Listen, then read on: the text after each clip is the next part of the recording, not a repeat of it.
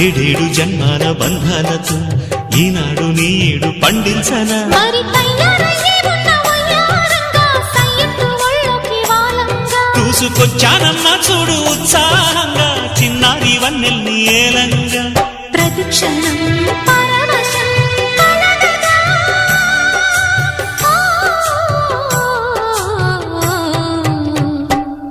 మనసా పలకవే మధుమాసపు కోయిలవై చెలివే తెలుపవే చిగురాశల గీతికవై